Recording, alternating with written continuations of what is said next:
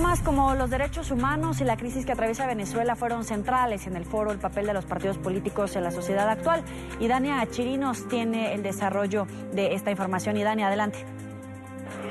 Gracias, Joely. Ya al final de este segundo conversatorio presidencial estoy con el expresidente Rodríguez y pasó algo ya al final. Se le dio la intervención a Rosa María Payá, la activista cubana, y también a Miguel Ángel Martínez, presidente del Tribunal Supremo de Justicia, juramentado en el exterior, el Tribunal de Venezuela. Son dos casos con los que se cierra este conversatorio, Cuba y Venezuela, siempre presentes.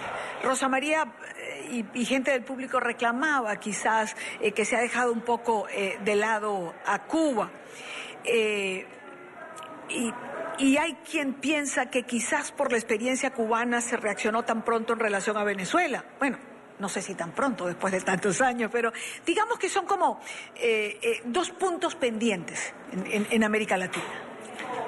Ciertamente, el caso cubano es un caso muy triste, es un caso de muchísimas décadas, de un pueblo sometido a un gobierno dictatorial que les ha quitado todas las libertades, donde no ha habido democracia, pero que logró en el imaginario latinoamericano crear la idea del revolucionario bueno, que estaba haciendo cosas por los pobres contra los poderosos. Y eso permeó la mente y la cultura latinoamericana por muchos años. Y si bien al principio los países respondieron con altivez frente a la dictadura cubana, señalando que eso era un gobierno inaceptable, se fueron poco a poco acomodando a la convivencia. Y el régimen se fue quedando para siempre. Algunos reaccionamos. Cuando hubo la cumbre iberoamericana en La Habana, yo era presidente, yo le escribí al presidente Castro diciendo que si me dejaba tener libertad para moverme con las personas que no eran del régimen, que estaban en contra, con la gente que estaba protestando contra el sistema y poder tener comunicación con ellos, yo iba, y si no, no, me contestó diciendo que no, entonces no fui. O sea, todavía se daban signos y se daban unas posiciones, pero se fue aceptando.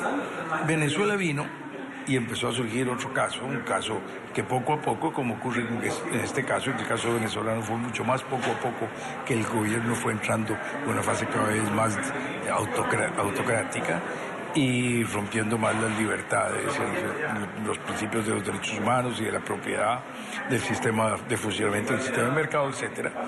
Poco a poco fue eso ocurriendo y poco a poco los países latinoamericanos fuimos cayendo en cuenta de eso.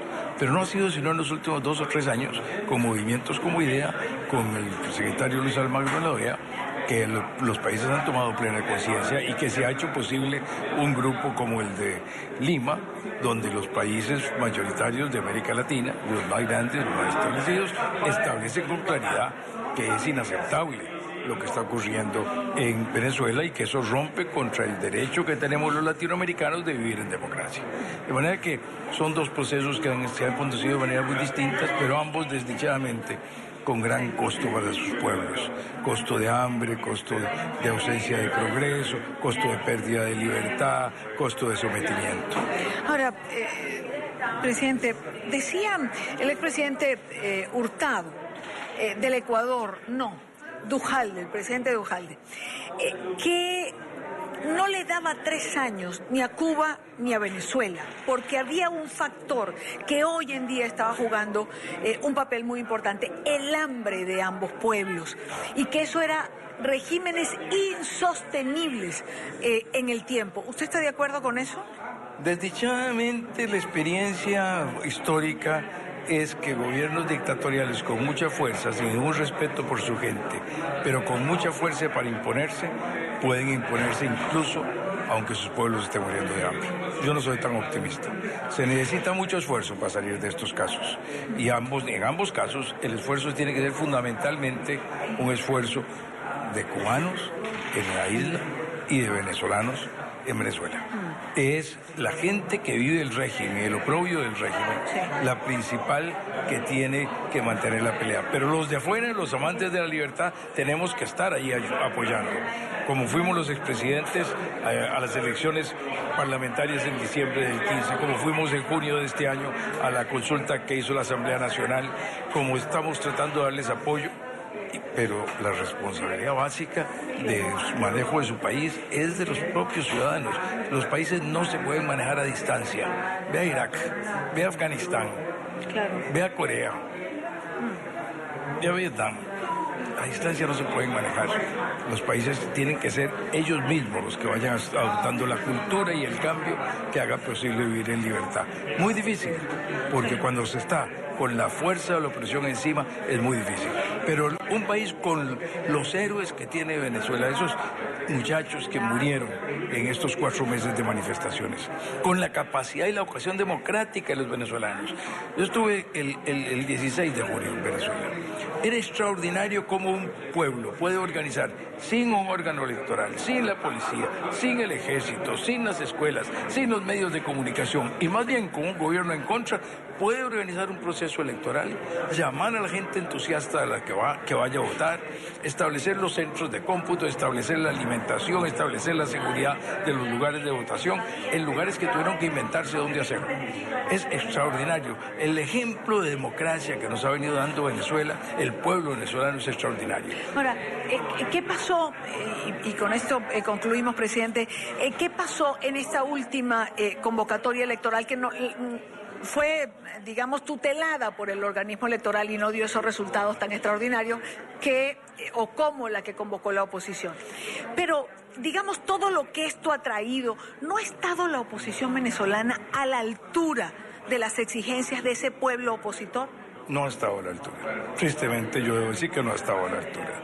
No es posible, es claro que la decisión de participar o no en la elección de gobernadores era muy difícil y que hay buenos argumentos en ambos sentidos. El grupo que decía debemos participar porque si hay una apertura a la votación y no votamos, entonces el arma que nosotros decimos que se debe utilizar, no la utilizamos. Eso nos pone casi que en ridículo. Pero el otro grupo tenía toda la razón en decir, no se puede ir a participar con un grupo que tiene el control del órgano electoral y lo maneja partidistamente y hace todo, como hizo en el referendo revocatorio, para impedir que se manifieste la gente, no para que se manifieste. Entonces, en los dos lados había buenos argumentos, pero si se decidió por mayoría ir a la elección, ninguno debió haber dicho que no fueran, ninguno debió haber llamado a la abstención. Y si se decidió por mayoría ir a las elecciones, deberían haberse organizado para lo que iba a ocurrir, que es que se las iban a robar y tener preparado el sistema y la respuesta, y no estaban preparados. Y es inaceptable que después de eso vayan a juramentarse ante la Asamblea Nacional Constituyente después de que el 16 de julio 7.600.000 venezolanos dijeron que no aceptaban esa convocatoria de esa Asamblea Constituyente. Presidente, como siempre, gracias por estar con nosotros, gracias por estos minutos. Un gusto otra vez estar con usted. Y con esto nos vamos de nuevo a los estudios. Esta ha sido la cobertura que ha hecho NTN24 de este segundo conversatorio presidencial dentro de la cátedra Meserane en el Miami Dade College. Joely, vuelvo contigo al Centro Internacional de Noticias.